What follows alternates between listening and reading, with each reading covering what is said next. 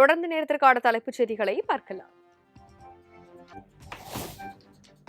சென்னை வந்தடைந்தார் பாஜக மேலிட பொறுப்பாளர் பியூஷ் கோயல்.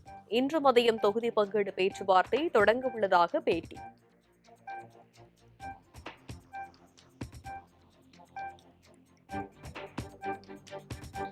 ஊழல் நிறைந்த திமுக ஆட்சியை வீழ்த்துவதற்காக அதிமுக பாஜக கூட்டணி அமைத்துள்ளது.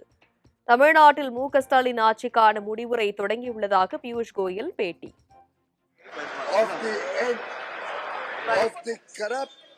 Incompetent and anti-Tamil Udayanithi Stalin government.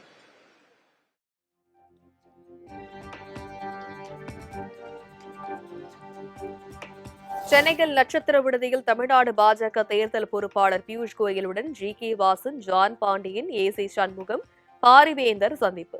சட்டமன்ற தேர்தல் தொகுதி பங்கீடு குறித்து முக்கிய ஆலோசனை.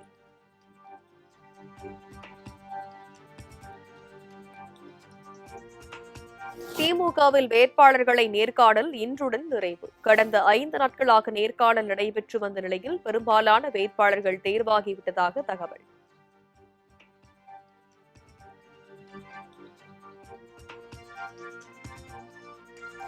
சட்டமன்ற தேர்தலில் திமுக கூட்டணியில் எத்தனை தொகுதிகள் கேட்பது என்பது குறித்து மார்க்சிஸ்ட் கம்யூனிஸ்ட் கட்சி ஆலோசனை. திமுக தலைவர் மு.க.ஸ்டாலின் கூறியபடி 5 தொகுதிகளை ஏற்றுக்கொள்ளலாமா அல்லது 6 தொகுதி கேட்கலாமா என கருத்து கேட்பு.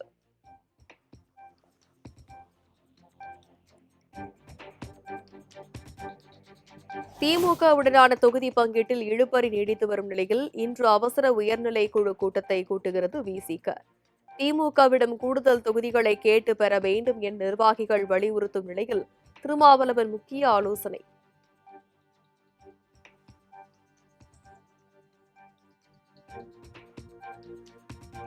சென்னை தியாகராய நகரில் உள்ள பாஜக தலைமை அலுவலகத்தில் நயினார் நாகேந்திரனுடன் சரத்குமார் சந்திப்பு. ஆதங்கத்திற்கு நிவர்த்தி கிடைக்கும் என நம்புவதாக சரத்குமார் பேட்டி.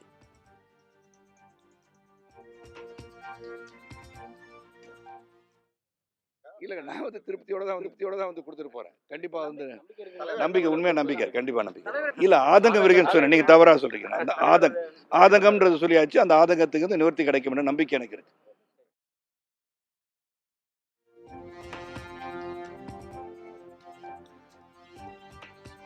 நாம் தமிழர் கட்சியின் தலைமை ஒருங்கிணைப்பாளர் இன்று பிரச்சாரத்தை தொடங்க உள்ள நிலையில் சென்னையில் விநாயகர் கோயிலில் சிறப்பு வழிபாடு. மாலையில் திருத்தணி முருகனை வழிபட்டுவிட்டு தேர்தல் பிரச்சாரத்தை தொடங்குகிறார்.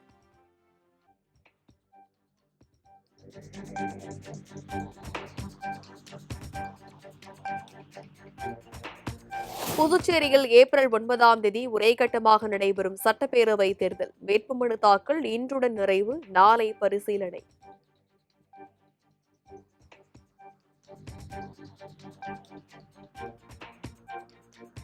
புதுச்சேரியில் இன்றுடன் வேட்புமனு தாக்கல் நிறைவடையும் நிலையில் திமுக காங்கிரஸ் கூட்டணியில் தொடரும் இழுபறி. புதுச்சேரியின் 30 தொகுதிகளிலும் காங்கிரஸ் திமுக தனித்தனியே வேட்புமனு தாக்கல் செய்ய முடிவு என தகவல்.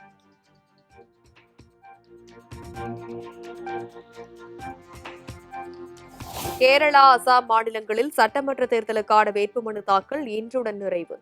அரசியல் கட்சி வேட்பாளர்கள், சுயேட்சைகள் வேட்புமனு தாக்கல் செய்ய போட்டா போட்டி.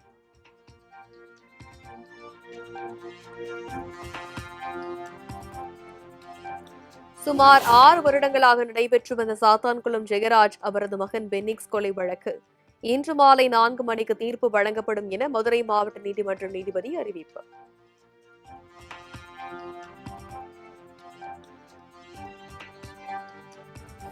சென்னையில் ஆபரண தங்கத்தின் விலை சவரனுக்கு 5360 ரூபாய் குறைவு.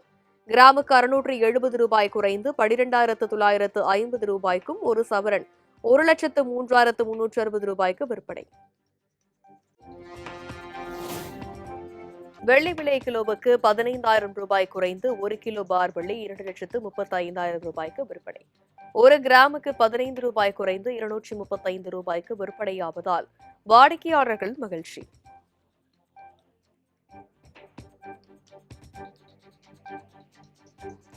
சேலத்தில் தாவேக மாவட்ட செயலாளர் பார்த்திபன் மீது காவல்துறையினர் வழக்கு பதிவு. தேர்தல் நடத்தை விதிமுறைகள் அமலில் உள்ள நிலையில் ரம்ஜான் நோன்பு திறக்கும் விழாவில் பரிசுப் பொருட்கள் வழங்கியதாக எழுந்த குற்றச்சாட்டில் நடவடிக்கை.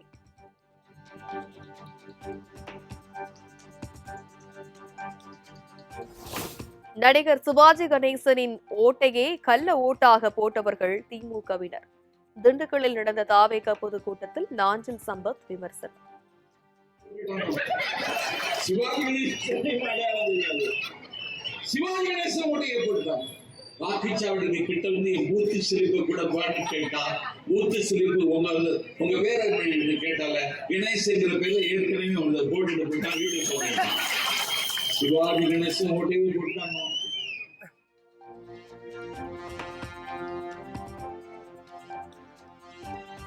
சட்டமன்ற தேர்தலில் மக்கள் அனைவரும் ஓட்டு போட வருமாறு தேர்தல் திருவிழா அழைப்புதலை விநியோகம் செய்த ஈரோடு மாவட்ட ஆட்சியர். மேலதாளம் முழங்க தாம்பூல தட்டுடன் சென்று அழைப்புதல் கொடுத்து விழிப்புணர்வு.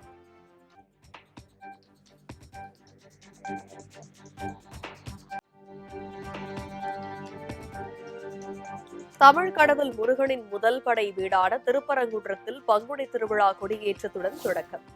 ஏராளமான பக்தர்கள் கலந்து கொண்டு பக்தி முழக்கமிட்டு வழிபாடு.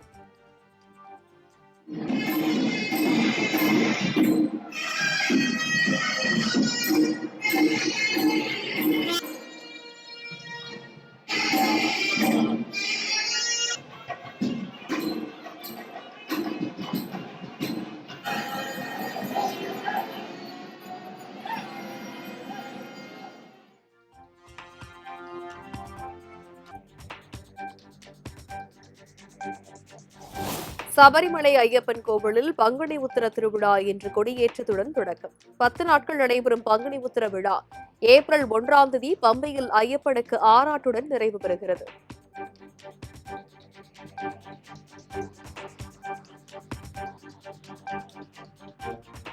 குஜராத் மாநிலம் சூரத்தில் காவலர்களை மண்டியிட்டபடியும் அவர்கள் அருகே ராஜா போல அரிவாளுடன் நிற்பது போலவும் போட்டோவை எடிட் செய்து வெளியிட்ட இளைஞரை கொத்தாக போலீசார் தூக்கிய நிலையில் காவலர்கள் முன்பு தவறு செய்துவிட்டேன், மன்னித்து விடுங்கள் என கெஞ்சல்.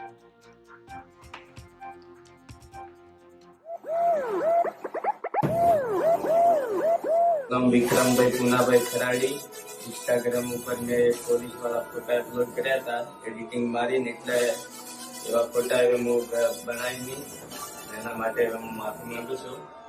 એવા ફોટા હવે કોઈ પણ તમે બનાવજો મત, હું એના વિરોધે માફી માંગુ છું. મારી ગલતી.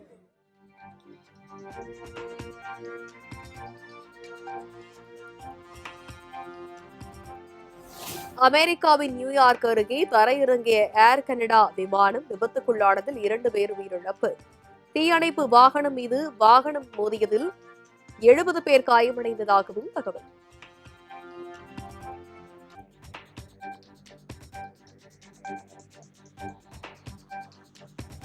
மேற்காசியா போரால் தட்டுப்பாடு காரணமாக வாகன எரிபொருள் விலையை 25% உயர்த்தியது இலங்கை அரசு. 1 லிட்டர் பெட்ரோல் 398 ரூபாயாகவும் டீசல் 382 ரூபாயாகவும் விலை உயர்ந்து விற்பனை.